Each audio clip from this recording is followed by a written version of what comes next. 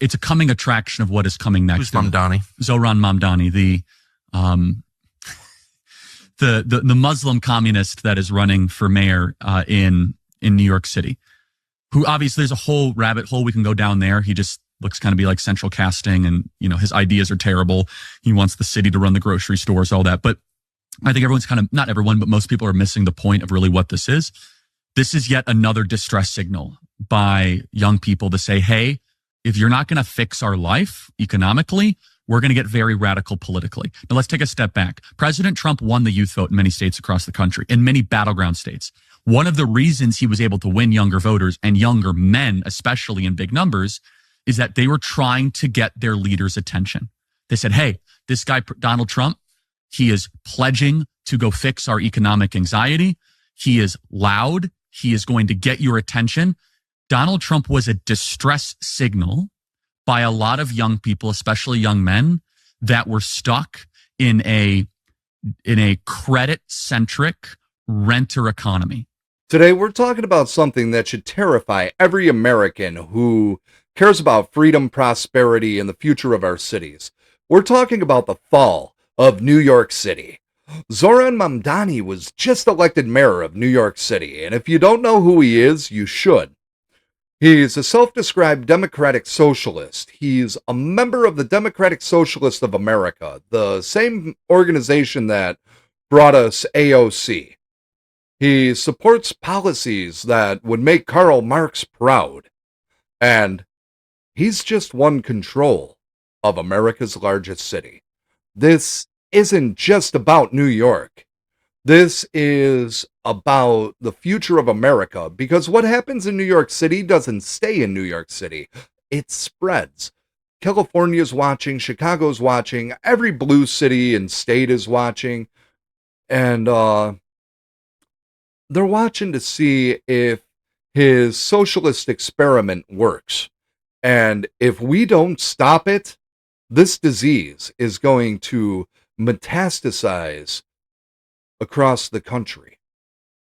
Today, I'm going to break down exactly what he represents, the policies he supports, why they're dangerous, and what it means for the future of not just New York, but of America.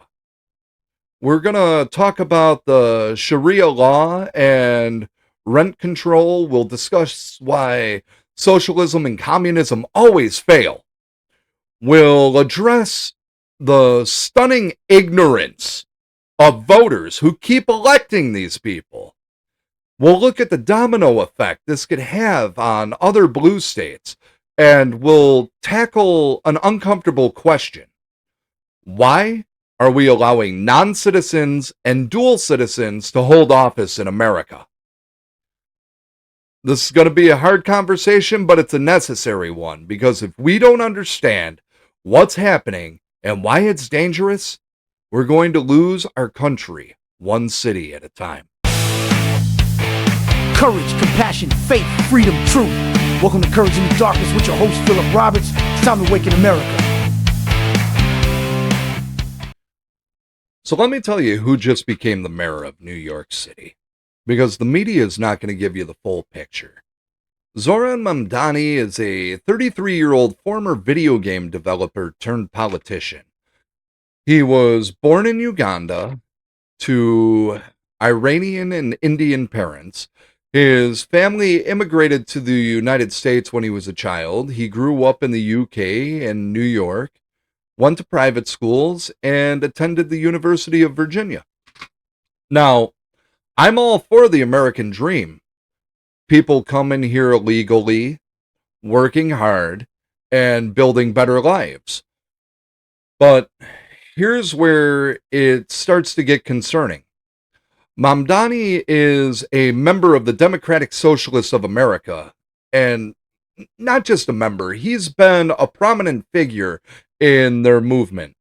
He rode AOC's coattails into office. He was elected to the New York State Assembly in 2020, representing Queens, and his voting record in the Assembly tells you everything you need to know about exactly what he'll do as mayor.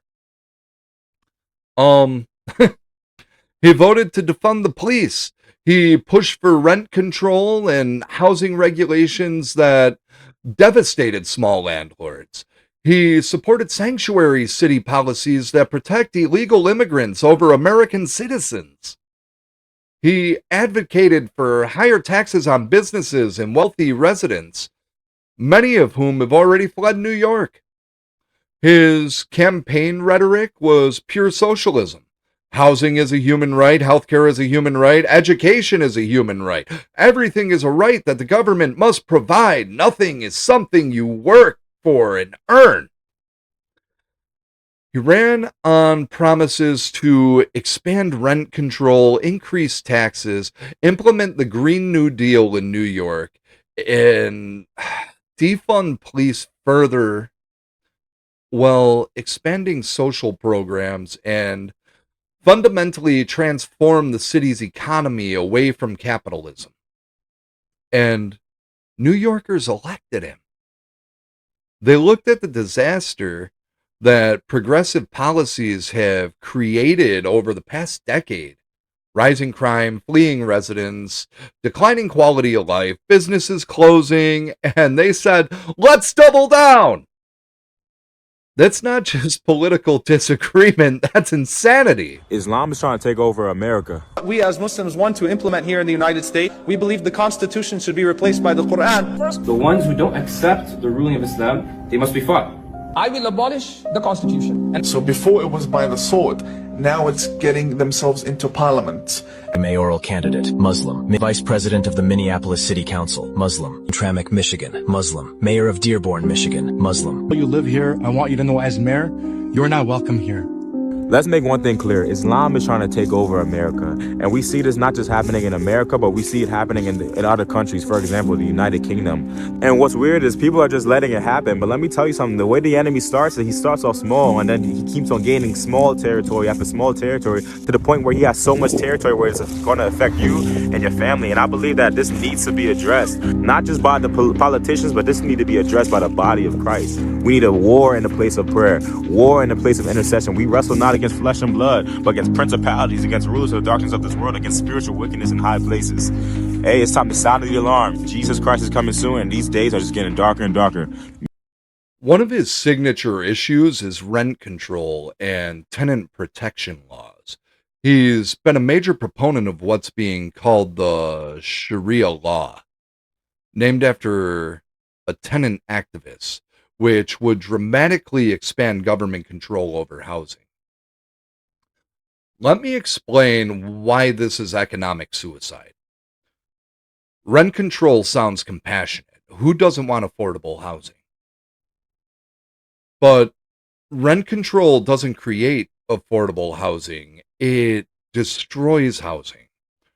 Here's what actually happens when you cap what landlords can charge. You remove the profit incentive to maintain and improve properties. So why would a landlord invest in upgrades if they can't recoup the costs through higher rent? They won't. So buildings deteriorate, landlords defer maintenance, properties fall into disrepair. Eventually, landlords abandon buildings entirely because they're losing money. The housing stock shrinks, making the affordable housing crisis worse. Meanwhile, rent control creates a lottery system. If you're lucky enough to have a rent-controlled apartment, you never leave, even if you don't need it anymore. A single person might stay in a 3-bedroom apartment forever because the rent's so cheap. This prevents families who actually need space from finding it. And who gets hurt the most? Poor people trying to enter the housing market because there's no supply. Wealthy people can still afford market rate apartments. Middle class people get squeezed, and poor people are locked out entirely. We've seen this movie before. New York City had rent control in the 1970s. The result? Landlords abandoned over 100,000 buildings. Entire neighborhoods looked like war zones. The South Bronx became a national symbol of urban decay. Buildings were literally burning because landlords would rather collect insurance than operate at a loss. San Francisco has strict rent control. They have one of the worst housing crises in America. Seattle tried it. Same result. Every city that implements rent control ends up with less housing, higher prices for non-controlled units, and deteriorating conditions. This isn't a theory. This is observed reality. And even liberal economists admit rent control doesn't work. Paul Krugman, no conservative, has called rent control one of the best established facts in economics. It's destructive. But Mamdani doesn't care about economics or evidence. He cares about ideology. He wants government control over housing. He wants to destroy private property rights. And he's using affordable housing as an excuse. The Shirai Law goes even further. It would make it nearly impossible to evict problem tenants. It would allow tenants to sue landlords for almost anything. It would require landlords to make expensive upgrades they can't afford. It would essentially transfer property rights from owners to tenants. What happens when you make being a landlord economically unviable? People stop being landlords. They sell to large corporations or the government. Small landlords, the ones who actually care about their properties and their tenants, get driven out. You end up with corporate mega owners or government housing projects. Neither of those options is good. Corporate landlords are soulless and profit maximizing. Government housing projects are disasters. We tried that in the 60s and 70s and created vertical slums that concentrated poverty and crime. But that's the socialist playbook. Destroy the middle, consolidate power at the top and bottom, and claim you're helping people. New Yorkers are about to learn a very, very expensive lesson about economic reality. You can ignore the laws of economics, but you can't escape the consequences. Let me be clear about what Mamdani represents. Socialism. Socialism. And socialism, when fully implemented, becomes communism. These aren't just political labels. These are economic systems that have failed everywhere that they've been tried. Socialism is government control of the means of production and distribution. Instead of private property and free markets, government owns or heavily regulates everything. Resources are allocated by the bureaucrats instead of by supply and demand. It sounds nice in theory. Everyone shares. No one is poor. Everyone gets what they need. It appeals to people's sense of fairness and compassion, but it doesn't work. It can't work because it violates human nature and economic reality. Socialism assumes people will work hard for the collective good even when they don't personally benefit, but that's not how humans are wired. People work hard when they can keep the fruits of their labor. When you take away that incentive, when everyone gets the same regardless of effort, productivity collapses. Why work hard if you don't get rewarded? Why innovate if you can't profit from your ideas? Why take risks if you don't benefit from success? Soviet workers had a saying. They pretend to pay us, we pretend to work. That's what happens when you remove incentives. This is basic economics in a free market. Prices signal information. High prices tell producers to make more, low prices tell them to make less. Profit and loss guide resources to their most productive uses. Government planners don't have that information. They can't know what people actually want or need. They can't process the billions of decisions that make the economy function. So they make mistakes, massive mistakes. The Soviet Union had bread lines, while warehouses full of shoes that no one wanted. Why? Because planners guessed wrong about what people needed. Without price signals, you can't efficiently allocate resources. When government controls everything, government officials become all-powerful, and power corrupts. You end up with a ruling class that lives lavishly while everyone else suffers. Every socialist country develops an elite political class with privileges that common people don't have. Special stores, better food, nicer housing, access to things ordinary citizens can't get. Communism promises equality. It delivers tyranny and poverty for everyone except for party leaders. We don't have to theorize. We have examples, lots of them. Soviet Union collapsed after 70 years. Tens of millions dead from famine, purges, and gulags. Economic stagnation, technological backwardness. Lost the Cold War because they couldn't keep up economically. China only survived by abandoning socialism and embracing capitalism. Still communist politically, but capitalist economically. Their success came from markets, not central planning.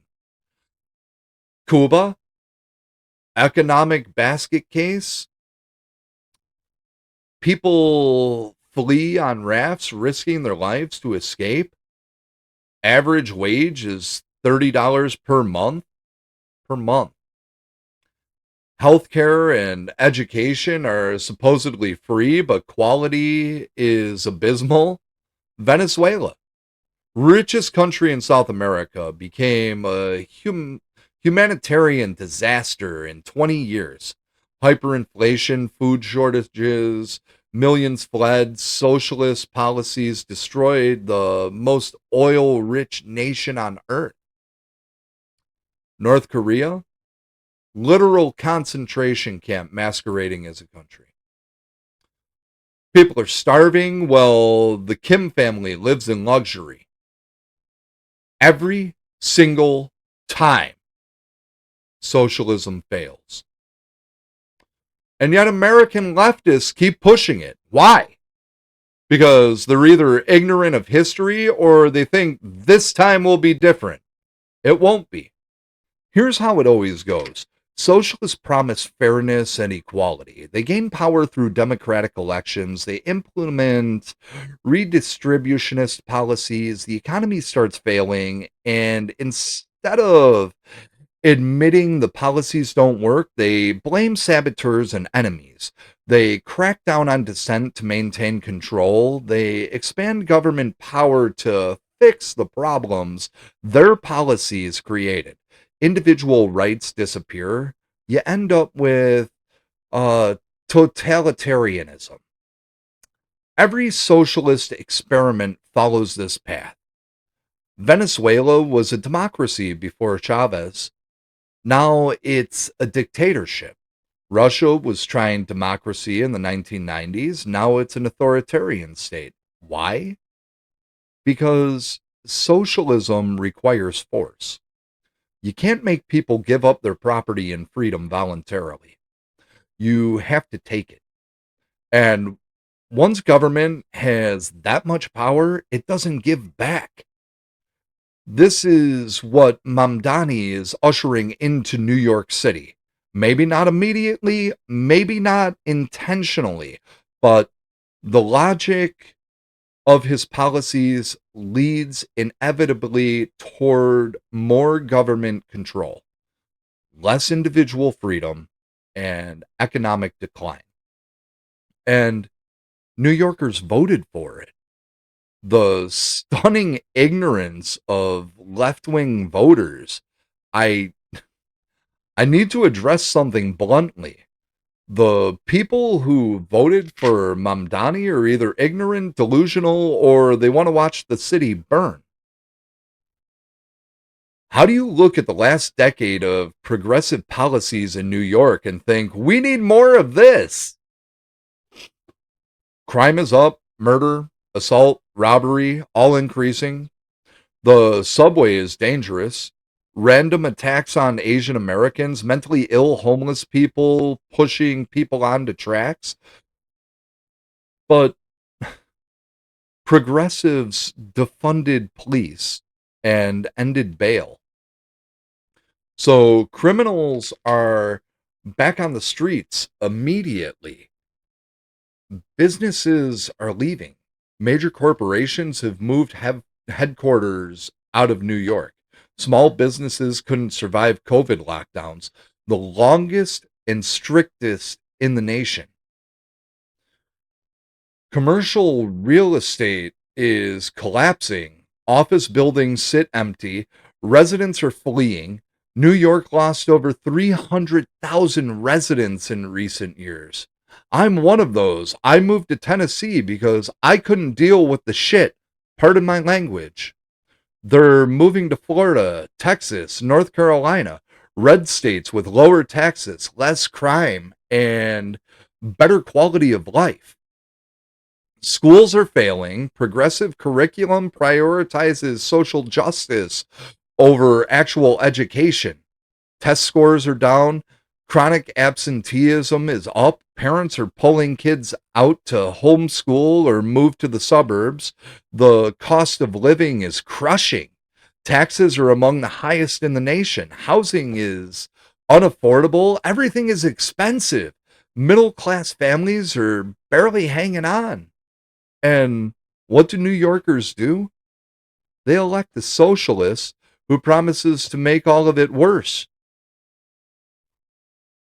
More rent control, that'll destroy housing.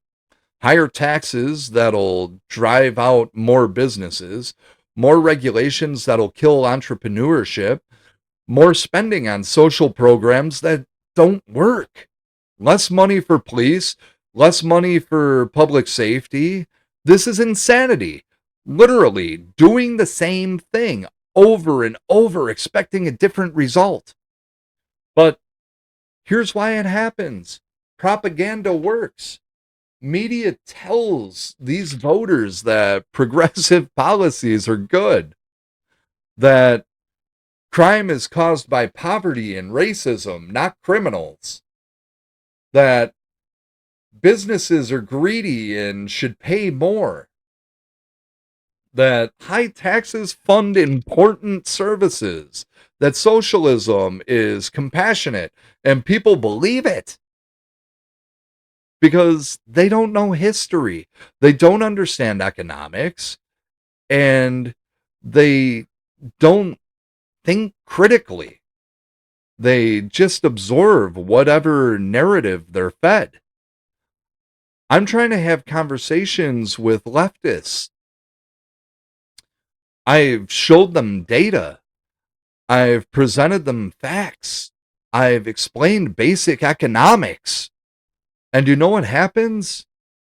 They dodge, they deflect, they change the subject, they get emotional. They call me names because they can't defend their positions with facts. So they rely on feelings and rhetoric. Housing is a human right. Okay, who provides it? Who pays for it? What happens to the property owners? The government should. With what money? Tax the rich. They already pay the most taxes, and they're leaving. Well, we need to stop them.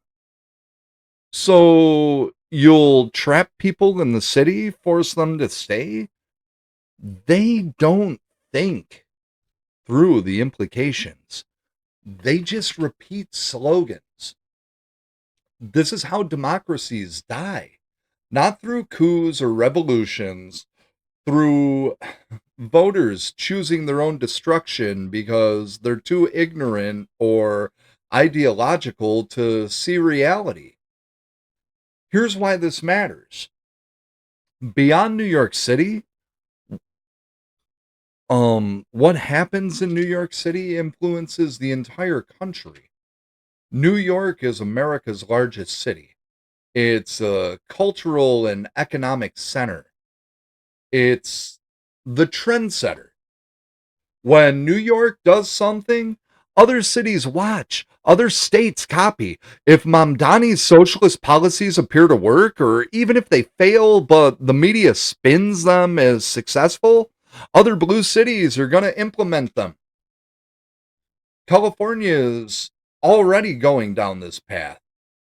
Los Angeles, San Francisco, San Diego, they're all electing progressives pushing similar policies. High taxes, strict regulations, rent control, defund police, open borders, and California is hemorrhaging residents. Over 500,000 people have left California in recent years. Businesses are relocating, even Hollywood is considering leaving. The state has the highest poverty rate in America when adjusted for the cost of living. But they keep doubling down because ideology matters more than results. Chicago just elected Brandon Johnson, another progressive who wants to expand social programs and raise taxes. Detroit, Philly, Seattle, Portland, Minneapolis, all going the same direction. And here's the scary part. These cities are getting worse. Well, the red cities are thriving. Austin, Nashville, Miami, Phoenix, Dallas, they're booming. People are moving there for jobs, lower costs, better quality of life. But instead of learning from success, blue cities are learning from failure. They see New York's decline and think, let's try that. It's like watching somebody walk off a cliff and you decide to follow them.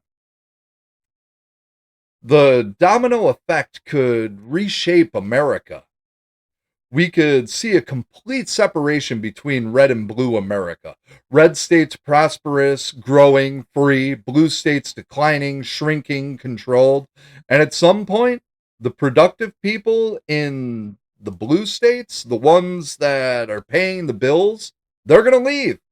They're already leaving. What happens when only dependents and government employees remain? Who funds the programs? Who creates the wealth? Blue states will either collapse or they're going to beg the federal government for bailouts. And guess who pays for those? Taxpayers in the red states. So Texas, Florida will be subsidizing New York and California's failed experiments. That ain't fair. That's not right. But that's where we're headed. Unless enough people wake up and demand change. Unless voters in blue states stop electing socialists. Unless the media stops covering for failed policies. I'm not optimistic. Because the people making the decisions are true believers. They think socialism works and capitalism is evil. They think the government is the solution and freedom is the problem, and no amount of evidence will change their minds. So, red states need to prepare. We need to build walls, not physical walls, but policy walls that protect us from blue states. That will protect us from their dysfunction. No bailouts, no migration of failed policies, no exporting their problems to us. Let blue states experience the full consequences of their choices. Maybe then voters will learn. Non-citizens in office, let me raise something that's going to make people uncomfortable. Why the hell are we allowing non-citizens or dual citizens to hold office in America? Mamdani was born in Uganda. His parents are Iranian and Indian. He came to America as a child. Now he's mayor of New York City. I'm not questioning his legal right to hold office. He's a U.S. citizen. But I am questioning whether someone with such recent ties to other countries has America's best interests at heart. He grew up between the UK and New York. His formative years were split between foreign countries and America. His family's cultural background is Iranian and Indian. How much does he really identify as American versus as a global citizen? This matters because leadership requires loyalty. You need leaders who are fully committed to America's success, who understand and love American culture and values, who will put American citizens first.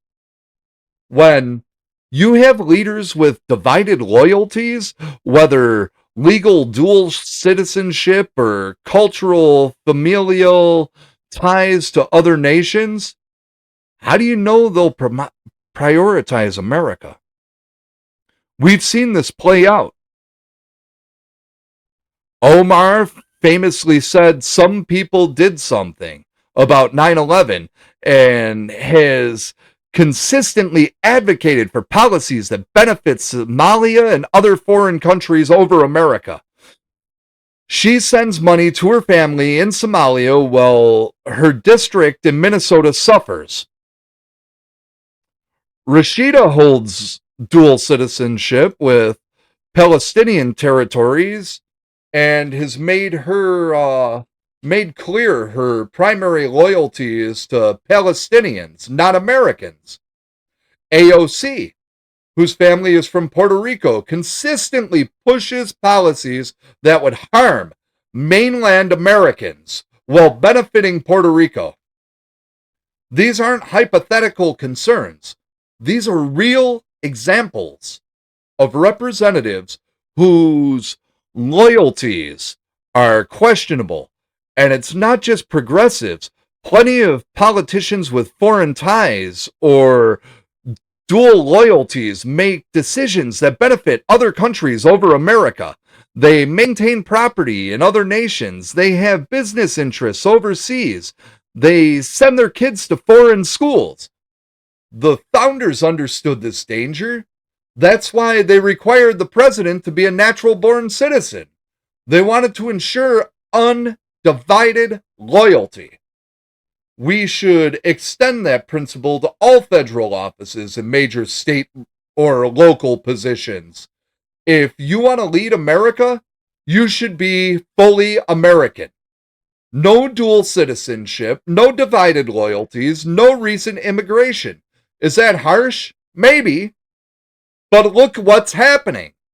We're electing people who fundamentally don't believe in American values, who want to transform America into something unrecognizable, who have more affinity for foreign ideologies than American principles. Mamdani is a socialist. Socialism is un-American. It contradicts everything America was founded on: individual rights, private property, limited government, free markets.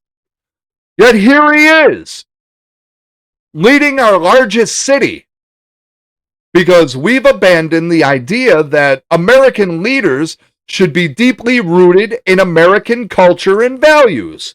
I'm not saying immigrants can't love America. Many do, more than native-born citizens.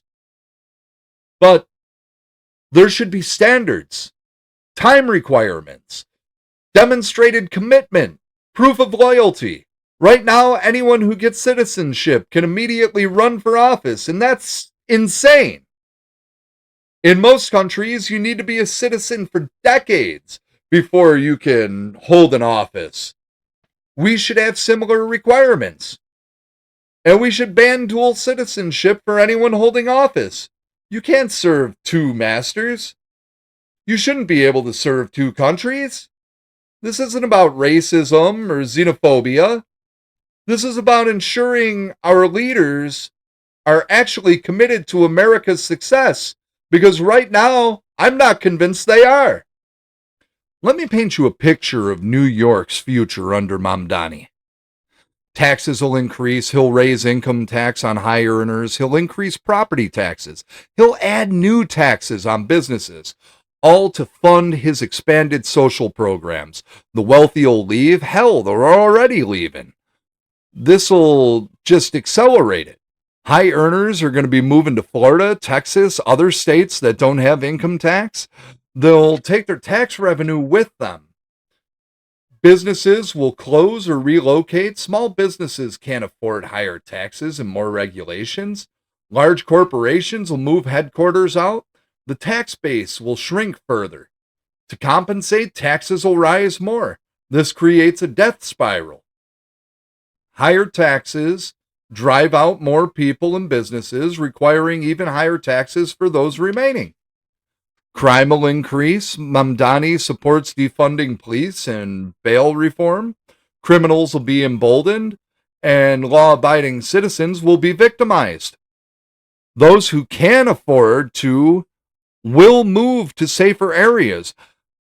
Housing will deteriorate. Rent control will destroy incentives to maintain properties. Buildings will fall into disrepair. New construction will stop. The housing crisis will worsen. Schools will decline further. Progressive education policies will continue. Test scores will drop. More families will leave for better schools elsewhere. The subway and infrastructure will crumble. There won't be money for maintenance.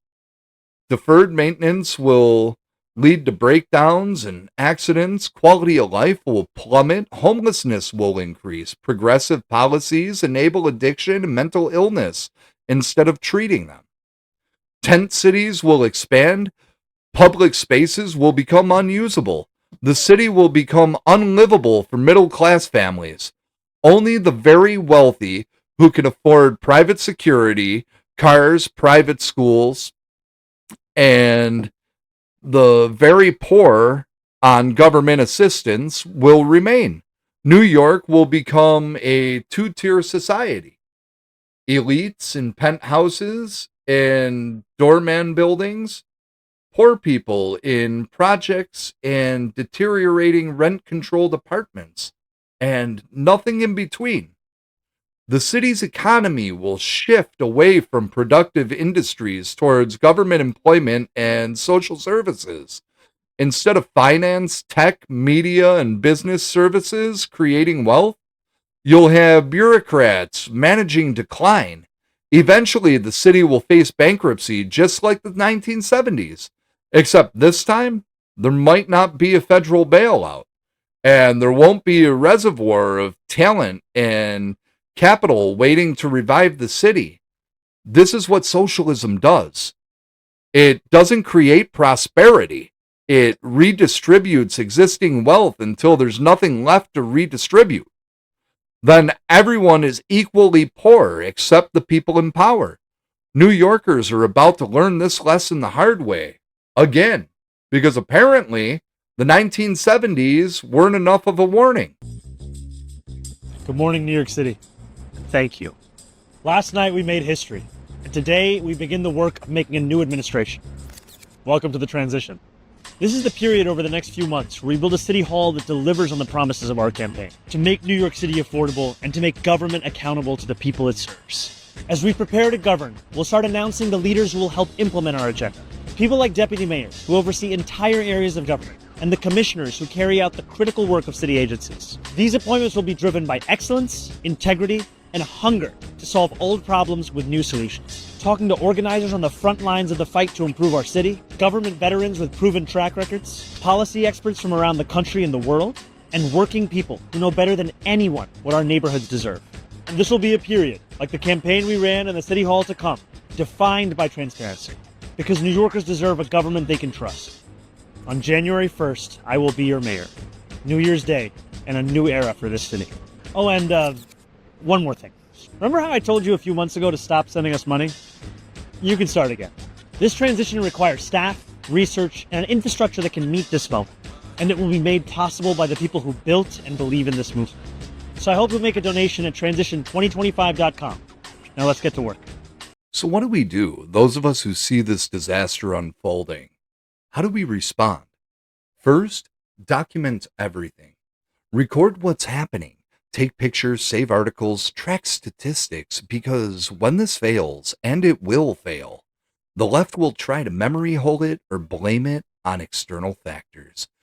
We need proof that socialist policies caused the decline. Second, help people escape. If you know people in New York who want to leave but feel trapped, help them. Connect them with jobs in red states. Share information about housing.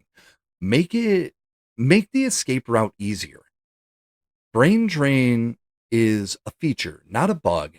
Every talented, productive person who leaves New York weakens the social experiment and strengthens the red states.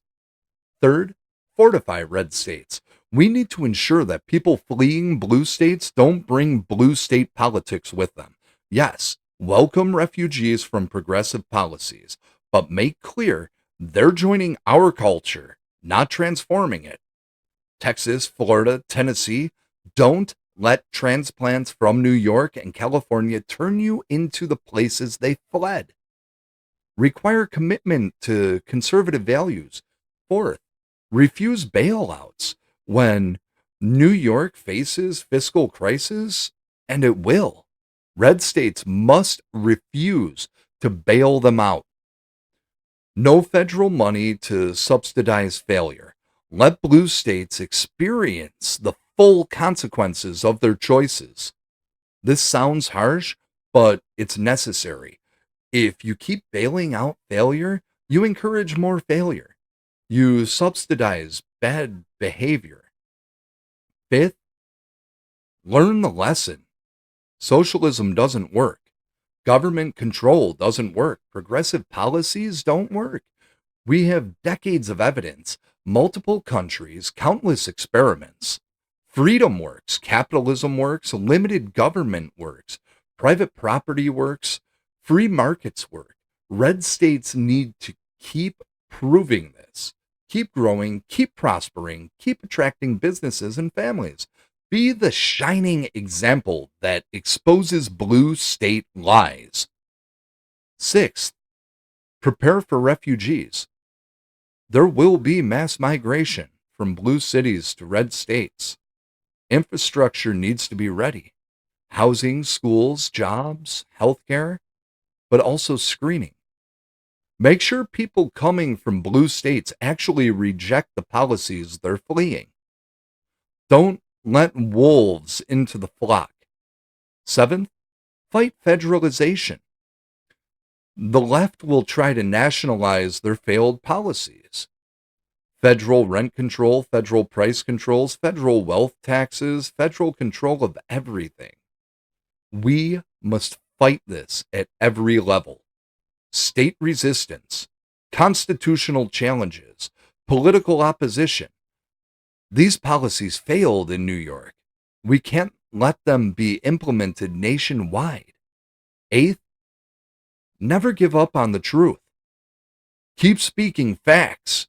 Keep sharing data. Keep explaining economics. Keep teaching history. Keep exposing lies. Most people aren't ideologues. They're just misinformed. If we can reach them with truth before the propaganda does, we can save them from making New York's mistakes. The fall of New York City is tragic. It didn't have to be this way. It shouldn't be this way. But voters chose this path. They elected socialists. They embraced destructive policies. And now they'll suffer the consequences. This isn't Schadenfreude. I don't take pleasure in watching a great city decline. I have family in New York. I have friends there. I have memories there. New York was once the greatest city in the world, the symbol of American dynamism and opportunity. But that New York is dying, being replaced by a socialist dystopia where government controls everything. Nobody is safe. And only the elite prosper while everyone else suffers. The question is whether the rest of America will learn from New York's mistake or repeat it. I want to leave you with the verse mentioned earlier. Proverbs 29:2 says, "When the righteous are in authority, the people rejoice. But when the wicked beareth rule, the people mourn." New York just put the wicked in authority. The people are about to mourn. But the righteous can still rejoice. In the places where wisdom prevails, where freedom is cherished, where God's principles are honored, red states stay strong, stay free, stay prosperous, be the beacon that shows there's a better way. And pray for New York. Pray that the people wake up before it's too late. Pray that the leaders arise who will reject socialism and embrace freedom. Pray that America's greatest city can be redeemed. But don't hold your breath, because right now, New York has chosen its path. And that path leads to ruin. If you found this episode helpful, please share it, like it, and subscribe so you don't miss future conversations. And if you found value in what I'm doing or you want to support my work, consider becoming a member on Patreon at Courage in the Darkness, where you can find even more content and get early access and free merch. Thank you for listening. Stay free, stay vigilant, and God bless.